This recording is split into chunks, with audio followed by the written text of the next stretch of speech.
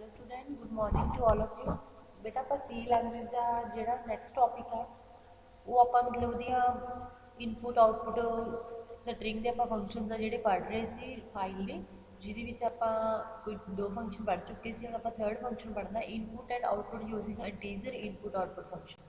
ਮਤਲਬ integer value ਦੀ ਵਰਤੋਂ ਕਰਕੇ ਆਪਾਂ ਇਨਪੁਟ ਆਊਟਪੁਟ ਫੰਕਸ਼ਨ ਨੂੰ ਕਿਵੇਂ ਯੂਜ਼ ਕਰਦੇ ਹਾਂ। as we can read or write data character by character or in the form of string। ਜਿਵੇਂ ਆਪਾਂ ਸਟ੍ਰਿੰਗ ਦੀ ਫਾਰਮ ਦੇ ਵਿੱਚ ਤੇ ਕਰੈਕਟਰ ਦੀ ਫਾਰਮ ਦੇ ਵਿੱਚ ਡਾਟੇ ਨੂੰ ਰੀਡ ਕਰ ਚੁੱਕੇ, ਉਸੇ ਤਰ੍ਹਾਂ ਹੀ ਹੁਣ ਆਪਾਂ ਡਾਟਾ ਰੀਡ ਤੇ ਰਾਈਟ ਕਰਨਾ ਕਾਹਦੀ ਫਾਰਮ ਦੇ ਵਿੱਚ, ਇੰਟੀਜਰ ਨੰਬਰ ਦੀ ਫਾਰਮ ਦੇ ਵਿੱਚ। ਜਿਵੇਂ writing data to a file ਨੂੰ ਡਾਟਾ ਲਿਖਣਾ ਗਾ। For writing data in the form of integer ਦਾ ਸੈਂਟੈਕਸ ਇਜ਼, ਜਦੋਂ ਆਪਾਂ ਇੰਟੀਜਰ ਦੀ ਫਾਰਮ ਦੇ ਵਿੱਚ ਡਾਟਾ ਲਿਖਦੇ ਆ ਬੇਟਾ ਤਾਂ ਸੈਂਟੈਕਸ ਉਹਦੇ ਲਈ ਕੀ ਹੈ, ਪੁੱਟਸ ਫੰਕਸ਼ਨ ਦੀ ਵਰਤੋਂ ਕਰਦੇ ਆ। ਪੁੱਟ ਡਬਲਿਊ ਮਤਲਬ ਰਾਈਟ ਕਰਨਾ। जो भी एन की एक इंटीजर कॉन्स्टेंट है, एफ पी की है मतलब लोकेशन है भी कितने अपना फाइल भी डाटा आप रीड कर रहे हैं कि फाइल ਵਿੱਚੋਂ। ठीक है जी, एंड करना सैमीकोलन के नाल। Where N is integer constant और variable to written on to a file, F is file pointer. की है एन एक इंटीजर कॉन्स्टेंट है या वेरिएबल है जो मतलब रिटन किया जाता काहदे उपर, फाइल के उपर, तो एफ की एक फाइल पॉइंटर है।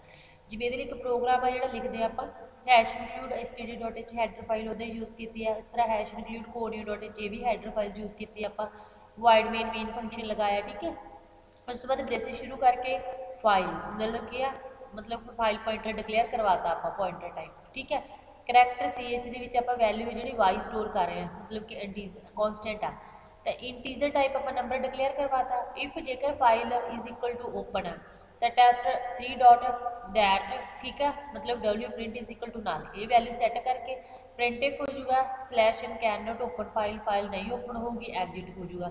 जेकर अपने को ओ इक्वल टू वाई आ गई मतलब सही आ तो ठीक है, printf N enter integer enter करांगे। ठीक है, स्कैन इफ लगा के परसेंटेज डी के डाटा पास किया गा, वैल्यू की स्टोर की पुट्स फंक्शन के आप स्ट्रिंग में राइट करांगे।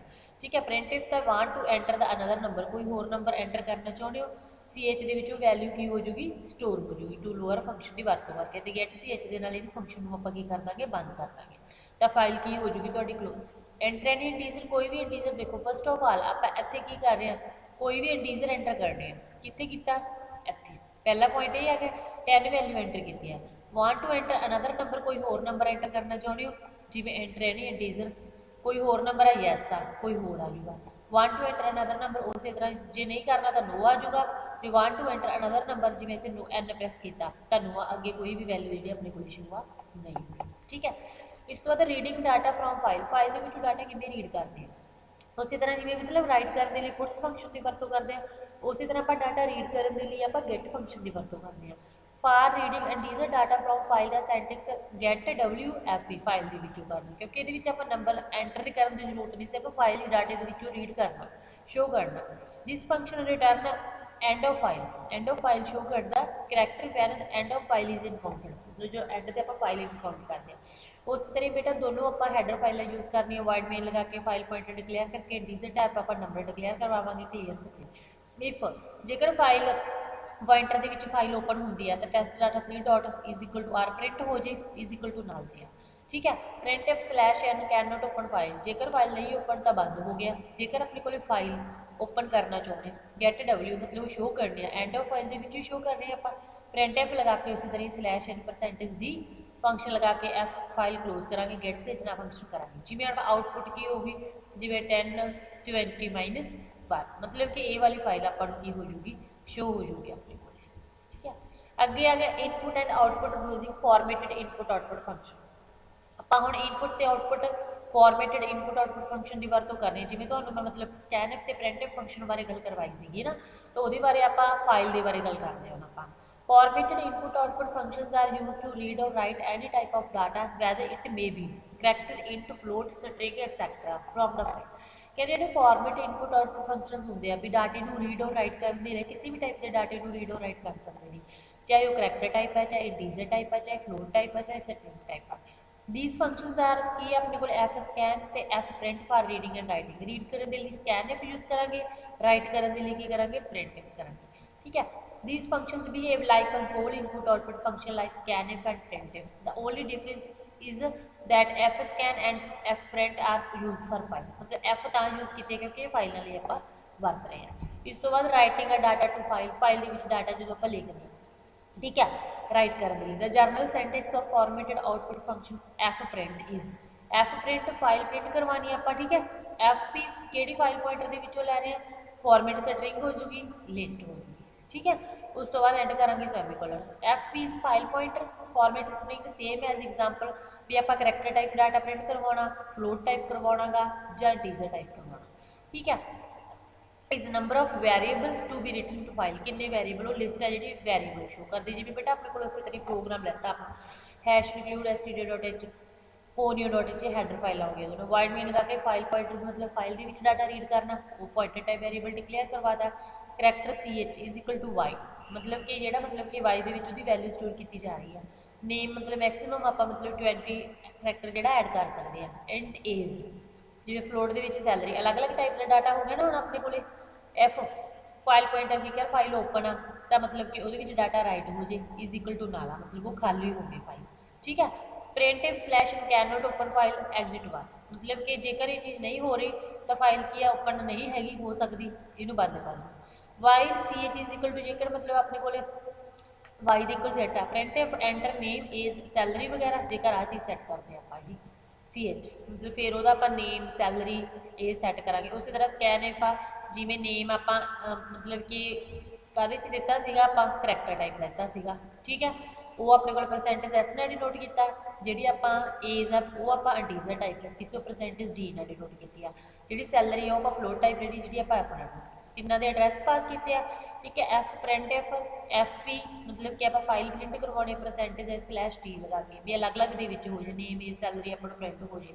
Print F and more record मतलब जे होर चाहिए वाई जैस, जे नहीं चाहिए तो नो लिख दो, तो सी एच के वैल्यू स्टोर, ठीक है। फाइल क्लोज पहला enter name age and salary, Sanjeev ये एक की अपने को मोर रिकॉर्ड आ, जो जैस चाहिए तो एक होर हो, जो आप नहीं चाहते नो एन प्रेस किया तो अपने को अगे कोई भी फाइल जी ओपन नहीं होगी।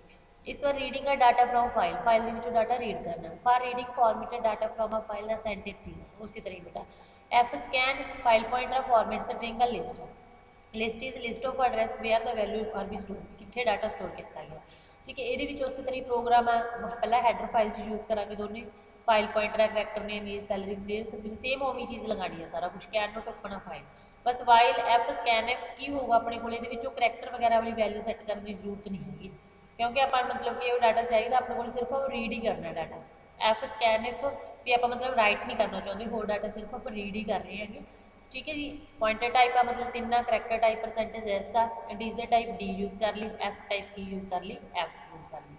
इन्हों के हो गए एंड ऑफ फाइल के विचों लवांगे, बस प्रिंट करवा देंगे ये फंक्शन जो आर्गूमेंट ये फाइल पॉइंटर में पास हो जाएंगे, क्योंकि फाइल क्लोज करनी है, गेट सी च लगा के फंक्शन बंद किया। पहला संजीव उस तरह अपने को शो हो जो रिकॉर्ड हो, आप राइट नहीं कर रहे सिर्फ डाटा ही शो कर रहे हैं, तो मतलब रीड करना मतलब है डाटे को पहला शो करना, ठीक है।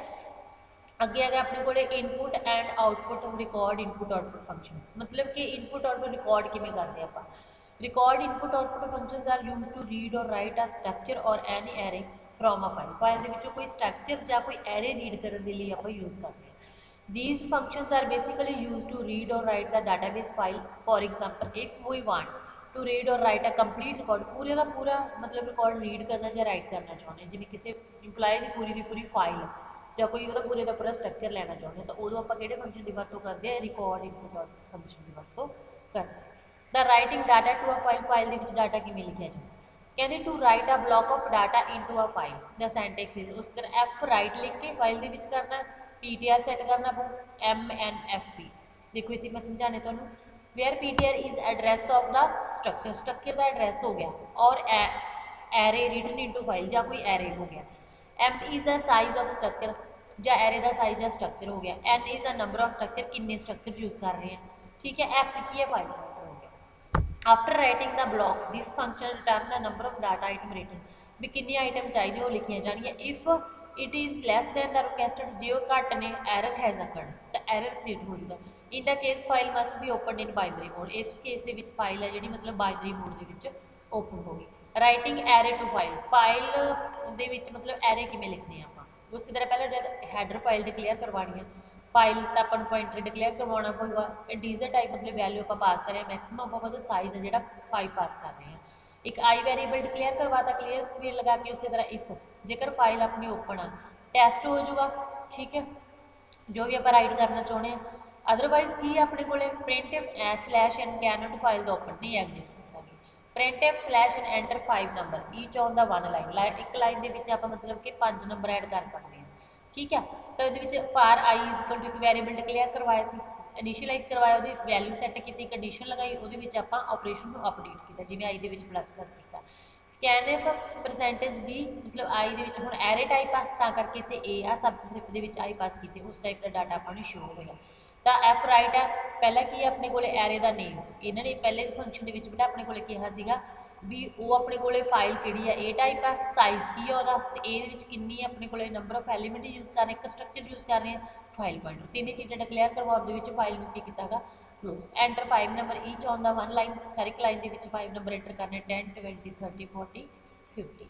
इस तो बाद अपने को है बेटा राइटिंग स्ट्रक्चर टू फाइल, उसी तरह हैश इंक्लूड std.h फोन.h वॉइड मीन स्ट्रक्चर क्रिएट करना पू बेटा इतने जिमें आप किसी मतलब कि स्टूडेंट का स्ट्रक्चर क्रिएट करना चाहते हैं, ठीक है, नेम हो गया, वो एज होगी, सैलरी होगी, इंप्लाय का स्ट्रक्चर क्रिएट किया इन्होंने, इंप्लाय हो गया, ठीक है, फाइल पॉइंटर हो गया, उसी तरह करैक्टर के वैल्यू स्टोर की जा रही है, ठीक है।